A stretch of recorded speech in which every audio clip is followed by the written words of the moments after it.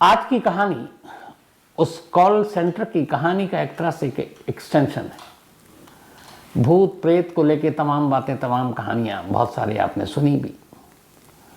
आज की कहानी कोरोना काल की कहानी है। 2020 में जब कोरोना ने दस्तक दिया तो पूरी दुनिया लॉकडाउन में पड़ गई। सारे कारोबार ठप हो गए, लोगों की नौकरियां गई। पहली बार देखने को मिला कि दफ्तर घर से भी चल सकता है, क्योंकि वर्क फ्रॉम होम शुरू हुआ। इंसानों के बीच में दूरियां बनाई गई, मास्क पहनने की आदत डाली गई, एक दूसरे के करीब जाने में डर लगने लगा। यहाँ तक कि अगर शुरुआत में तो किसी मोहल्ले में पता चल जाए कि कोई एक कोरोना पेशेंट है तो उस गली तक से लोग अपना मुंह मोड़ लेते थे। जिनकी मौत हो गई उनको कांधा देने वाला कोई नहीं था, शमशान कब्रिस्तान में जगह नहीं थी। ऐसी बहुत सारी चीज़ें हुई और इसी कोरोना ने बहुत सारी कहानियों को भी जन्म दिया। और आज की कहानी उसी कोरोना काल की एक अजीब व गरीब कहानी है। कहानी राजस्थान के भरतपुर की है। इस कहानी में मैं ओरिजिनल कैरेक्टर जो है उसका नाम बदल दूंगा, कुछ वजह है उसकी। तो भरतपुर में एक फैक्ट्री थी और उस फैक्ट्री में बहुत सारे मजदूर काम किया करते थे, या अलग अलग जो इंजीनियर और बाकी सब जो थे। उसी में एक ये बदला हुआ नाम विनोद। शिकारपुरी खड़े हैं तो कोई नाम देना है तो विनोद का ही दे दो। तो एक एम्प्लॉय था जिसका नाम विनोद था, उसी फैक्ट्री में काम किया करता था। उसकी एक बीवी, 2 बच्चे। भरतपुर से कुछ ही दूरी पर एक गांव में उसका घर। ठीक ठाक परिवार चल रहा था, जिंदगी सही कट रही थी। जितने पैसे मिलते थे उसमें पूरे परिवार का ठीक ठाक से गुजारा भी हो रहा था। लेकिन तब तक जब तक कि कोरोना ने दस्तक नहीं दी। जब कोरोना आया और उसके बाद शायद 25 फरवरी या मार्च की वो तारीख थी जब पहली बार इस देश में लॉकडाउन लगा। तो उस लॉकडाउन के बाद कोरोना ने इतनी दहशत मचा रखी थी कि लोगों को अपने घरों में रहना पड़ा। दुकानें बंद हो गई, शोरूम, मॉल, फैक्ट्री, सब जगह ताले लग गए, क्योंकि जान ज़्यादा ज़रूरी थी। अब ऐसे में वो लोग क्या करें जिनकी ज़िंदगी का पूरा जो सोर्स था कमाई का वो नौकरी ही था, नौकरी पेशा थे, उसी से घर चलता था। तो शुरुआत में बहुत सारे लोगों ने इंसानियत दिखाई। भरतपुर के इस फैक्ट्री के ओनर ने भी इंसानियत दिखाई और उन्होंने कहा कि चलो जब तक फैक्ट्री बंद है या आफत टल जाए तब तक हम तमाम लोगों को तनख्वाह देंगे। उन्हें भी उस वक्त तक अंदाज़ा नहीं था कि ये लॉकडाउन कितना लंबा खींचेगा। उन्हें लगा 2-4 महीने की बात है, इतना तो हम लोग झेल लेंगे, थोड़े बहुत कम करके पैसा दे देंगे। तो फैक्ट्री बंद हो गई। मजदूरों से कहा गया कि सरकार का आदेश है, लॉकडाउन है, आप लोग अपने अपने घर रहो, लेकिन हम कोशिश करेंगे हर एक मुलाजिम को उसका जो भी पैसा है वो दे सकें। उन्होंने 2-4 महीने वादे के हिसाब से दिए भी, लेकिन इधर कोरोना बढ़ता जा रहा है। उम्मीद कुछ है नहीं लॉकडाउन खुलने की। अब मालिक भी इतने पैसे कहाँ से दे। तो 3-4 महीने के बाद वो पैसे देने का सिलसिला भी बंद हो गया। लोग घरों में कैद थे, कहीं काम नहीं कर सकते थे। जिनके पास और कोई जरिया नहीं था आमदनी का, वो क्या करते, कहाँ जाते। कुछ दिनों तक उधार से चला, किसी से मांग कर, कुछ रिश्तेदारों ने मदद कर दी, किसी और ने। ये लाखों परिवार का किस्सा है। तो उन्हीं लाखों परिवार में से ये विनोद का परिवार भी उसी चीज़ों से जूझ रहा था। जैसे तैसे करके कोरोना काल काट लिया विनोद के परिवार ने। कोरोना ने धीरे धीरे अपना कहर कम किया। इसके बाद सरकार के आदेश पर अब जिंदगी ढर्रे पर आई। कल कारखाने, दुकानें, मॉल, सिनेमा हॉल सब खुलने शुरू हो गए। तो इसी में भरतपुर की ये फैक्ट्री भी खुल गई। जब फैक्ट्री खुली तो सभी मुलाजिम काम पर लौटे, राहत की सांस ली। विनोद भी काम पर लौटा। अच्छा, इस फैक्ट्री में विनोद की एक बड़ी अलग पहचान थी। वो बहुत ही हंसमुख, मिलनसार, अपने तमाम कुलीग जो भी साथी वहाँ काम करते थे उन सबसे बहुत प्यार से बात करता। उन लोगों का दिल भी बहलाता अपनी हंसी वाली बातों से। तो उसका जो रेपो था वो बहुत अच्छा था कि एक बहुत अच्छा इंसान है, और वो दिल का इंसान भी अच्छा था। तो लोग उसकी कदर भी करते, इज्जत भी करते, उसे मिस भी करते। तो जब लॉकडाउन ख़त्म हुआ तो सब लोग आए, विनोद से मिले, सब बड़े खुश। फिर से ज़िंदगी वैसे ही पटरी पर लौट आई जैसे 2020 कोरोना से पहले थी। लेकिन इस बार लोगों ने महसूस किया कि विनोद के बर्ताव में कुछ तब्दीली आ गई है। शुरुआत में लोगों को लगा कि शायद इस कोरोना काल की वजह से बहुत सारी चीज़ें झेली हैं लोगों ने। विनोद के ऊपर भी बहुत सारे ऐसी मुश्किलें आई होंगी फैक्ट्री बंद, तनख्वाह मिलती नहीं थी, पता नहीं परिवार कैसे चल रहा होगा, कैसे पल रहा होगा। तो ये सोचकर उन्होंने धीरे धीरे इन चीज़ों को इग्नोर किया। लेकिन उसके आसपास के लोगों को लगा कि अब विनोद उतना हंसमुख नहीं रहा, अब विनोद काम भी कर रहा और यहाँ तक कि अब वो ओवर टाइम भी करने लगा। उसने अपने मैनेजर से कहा कि जो भी काम है, अच्छा फैक्ट्री में अब काम शुरू हुआ था तो काम बहुत था, तो बहुत सारे ऐसे मजदूर होते हैं या काम जो कर्मचारी हैं वो होते हैं जो ओवर टाइम नहीं करते क्योंकि थक जाते हैं। लेकिन उस फैक्ट्री में इकलौता विनोद था जिसने कहा कि मुझे ओवर टाइम भी करना है। अब वो ओवर टाइम भी करने लगा। हफ्ता 10 दिन 15 दिन बीता। एक दिन मैनेजर ने कहा कि तुम पूरे दिन की शिफ्ट करते हो, फिर रात को ओवर टाइम करते हो, तुम थकते नहीं हो, तुम्हें नींद नहीं आती। तो उसने कहा कि साहब हमें अब कहाँ नींद आती है। तो उसे लगा पता नहीं ये परेशान शख्स है, घर और परवरिश बच्चों की इन चीज़ों में इसके बोझ तले दबा होगा, इसी तरह ऐसी बहकी बहकी बातें कर रहा है। मैनेजर को भी लगा चलो ये काम अपनी खुशी से कर रहा है, ठीक है, करता रहा। बट एक रोज़ एक अजीब वाकया हुआ।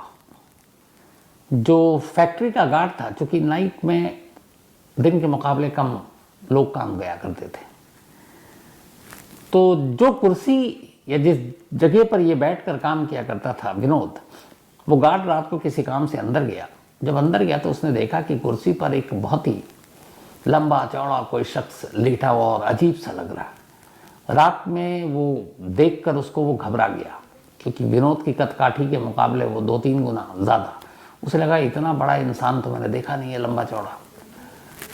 वो बदहवास वापस भागा चीखता हुआ। लोगों ने पूछा क्या हुआ। उसने कहा मैं गया अंदर तो देखा कि विनोद सो रहा है, लेकिन विनोद बदला हुआ था। तो मैनेजर भी था जो नाइट ड्यूटी पे, वो आया। उसने कहा चलो। जब अंदर गए तो उन्होंने देखा कि विनोद ही वहाँ लेटा हुआ है। मैनेजर ने गार्ड को डांटा कि तुम इस तरह से अफवाहें फैला रहे हो, झूठी बातें कर रहे हो। अब गार्ड को लगा कि मैंने तो सच में वही देखा था, लेकिन अब सीन बदल चुका है। उसने कुछ कहा नहीं। धीरे धीरे वक्त बीता। पूरे 1 महीने गुजर गए वापसी पर नौकरी करते हुए विनोद को। ठीक 1 महीने के बाद अब सैलरी मिलनी थी और विनोद का ओवर टाइम भी था। लेकिन 7 तारीख को ये सैलरी मिलनी थी, 7th उस मंथ के पहले वीक में। 7 तक विनोद ने काम किया, 6 की नाइट तक, और 7 को विनोद चला गया। अब अगले दिन आया नहीं। तो ये लगा कि वहाँ के मैनेजर और बाकी लोगों को कि उसने लगातार दिन रात काम किया, ओवर टाइम काम किया है, तो शायद थका हुआ हो, नहीं आया। लेकिन उन्हें बड़ी अजीब बात ये लगी कि वो अपनी तनख्वाह लिए हुए बिना ही चला गया, सैलरी ली नहीं और वो चला गया। तो उन्हें लगा कुछ ज़रूरी काम आ गया होगा गांव से। अगले दिन भी नहीं आया। 8, 9, 10 बीतता गया। विनोद की कोई खबर नहीं। अब उसे ज्वाइन भी करना है क्योंकि उसके हिस्से का काम उसे करना है। तो मैनेजर से बात ओनर तक पहुंची कि वो बिना बताए हुए गायब है, और ऊपर से ये है कि उसने अपनी सैलरी भी नहीं ली। अब उन लोगों को लगा कि कहीं विनोद के साथ कुछ हो तो नहीं गया, क्योंकि ऐसा कभी इससे पहले हुआ नहीं कि उसने अपनी तनख्वाह नहीं ली और यूं ही बिना बताए हुए भी कभी वो गायब नहीं हुआ, छुट्टी लेकर गया। तो इस बार ऐसा क्यों हुआ। इधर उधर विनोद के जो तमाम जानकार थे उनसे पहले पूछताछ की गई। फिर लास्ट में ये था कि विनोद के घर का पता था। तो मालिक ने ये कहा अपने मैनेजर से कि तुम विनोद के 1 महीने की जो पूरी सैलरी है जो उसने ओवर टाइम के साथ कमाया है, उसके करीब 50,000 रुपये अराउंड बनते थे। उन्होंने कहा ये 50,000 ले जाकर विनोद को दे दो और पूछो कि वो कहाँ है, क्यों नहीं आ रहा है। उसने बिना बताए हुए नाराज़ भी हुआ कि बिना बताए हुए गायब है। तो मैनेजर ने कहा ठीक है। अगले दिन मैनेजर अपने एक और साथी को लेकर विनोद के गांव पहुंचता है। वहाँ पूछते पूछते वो विनोद के घर तक पहुंचता है। जब घर पर पहुंचता है तो देखता है कि वहाँ एक महिला है, 2 बच्चे। तो जाकर पूछता है कि विनोद कहाँ है। तो पत्नी उसकी तरफ देखती है। वो दोबारा पूछता है तो पत्नी कहती है कि वो तो अब है नहीं, वो तो रहे नहीं। तो कहता नहीं वो, लेकिन कहाँ गए, घर पे नहीं है, कहीं और गए। अगली लाइन जो पत्नी ने कही उसे सुनकर मैनेजर के पैरों तले की जमीन खिसक गई। उस महिला ने कहा कि जी मेरे पति विनोद को मरे हुए 3 महीने हो गए। कोरोना जब खत्म होने वाला था, अब लगा सब कुछ ठीक होगा, तभी विनोद को कोरोना हो गया और उस कोरोना के बाद उसे अस्पताल में पहुंचाया गया, लेकिन उसे बचाया नहीं जा सका और कोरोना की वजह से विनोद ने दम तोड़ दिया और इसी गांव में उसका अंतिम संस्कार किया गया। तब कोरोना की मौत को लेकर इतना छुआछूत नहीं था, लोग भी थे, गांव वाले भी आए थे, क्योंकि कोरोना बहुत कम हो गया था। लेकिन उस कम कोरोना में भी बहुत सारे लोगों की जान जा रही थी। मैनेजर ने कहा कि आप क्या बात कर रही हैं भाभी जी, अभी हफ्ता भर पहले तक तो विनोद हमारे यहाँ काम कर रहा था, बाकायदा उसने ओवर टाइम किया है। पत्नी ने कहा कि आपको कोई गलतफहमी हुई है, विनोद के जैसा कोई दिखने वाले ने काम किया होगा। उसने कहा, बोला कि मैं कई साल से उसी फैक्ट्री में मैनेजर हूँ और मेरी विनोद से बहुत अच्छी बोलचाल है, हंसी मजाक भी है, मैं धोखा नहीं खा सकता। मैं उसकी आवाज़ भी पहचानता हूँ, उसके अंदाज भी पहचानता हूँ, उसका चेहरा भी जानता हूँ, तो मैं कैसे धोखा खा सकता हूँ। और मैंने इस 1 महीने के अंदर उससे कई बार बात भी की। मैंने ये भी बात की कि ओवर टाइम है, तुम इतना ओवर टाइम क्यों कर रहे हो। उसने कहा कि मैंने ये भी पूछा था कि तुम्हें नींद नहीं आती, उसने कहा अब मुझे नींद नहीं आती। और आप कह रही हैं कि उसकी डेथ हो गई है। तो बोले आप मान नहीं रहे तो मैं क्या करूं, बाकी लोगों से पूछिए। अब उसने बच्चों से सबसे पूछना शुरू किया, क्योंकि मैनेजर मानने को तैयार नहीं था और जो उसके साथ था वो भी मानने को तैयार नहीं, क्योंकि हफ्ता भर पहले तक तो वो उसके साथ था और 1 महीने लगातार नौकरी की। कुछ और लोग आए, उन्होंने मैनेजर को बताया, साहब 3 महीने पहले की बात है जब विनोद की डेथ हो चुकी थी कोरोना की वजह से। जब हर एक को उसने खंगाल लिया तब मैनेजर को लगा कि ये लोग सच बोल रहे हैं, लेकिन उसको समझ में नहीं आ रहा था कि जो उसने देखा वो कैसे गलत हो सकता है। खैर और कोई रास्ता था नहीं। बदहवास मैनेजर कहता है मुझे यकीन नहीं है, लेकिन फिर भी आप लोग कहते हैं तो मान लेता हूँ। फिर उसने जेब में हाथ डाला, एक लिफाफा निकाला और बीवी की तरफ दिया। बीवी ने कहा ये क्या है। उसने कहा आप कह रही कि 3 महीने पहले मर चुका है, लेकिन हमारी कंपनी या फैक्ट्री के रिकॉर्ड में उसने पूरे 1 महीने तक नौकरी की है। न सिर्फ नौकरी की बल्कि ओवर टाइम किया है और उसका अटेंडेंस भी है। तो उसका जो मेहनताना है, उसकी जो सैलरी है, वो ओवर टाइम जोड़कर 50,000 रुपीज़ बनता है, 50,000।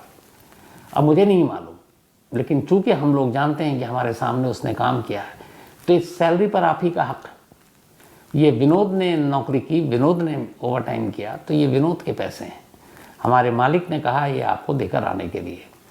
तो अब मैं बाकी की बात मालिक को बताऊंगा, लेकिन मैं चूँकि हम सब गवाह हैं, हमने ही देखा है, तो अब ये जब विनोद नहीं भी है तो हमारे सामने तो विनोद ने काम किया, हम किसी और को पैसे कैसे दे सकते हैं, इसलिए ये पैसे आपके, आप रख लीजिए। जैसी ये बात सुनी, बीवी ने लिफाफा खोला, पैसे देखें, बीवी अब पहली बार रो पड़ी। अब तक मैनेजर ने जब पूछा विनोद कहाँ है, क्या हुआ, उसने बताया सारी कहानी कि 3 महीने पहले डेथ हो गई, लेकिन बीवी की आंखों में तब तक आंसू नहीं थे।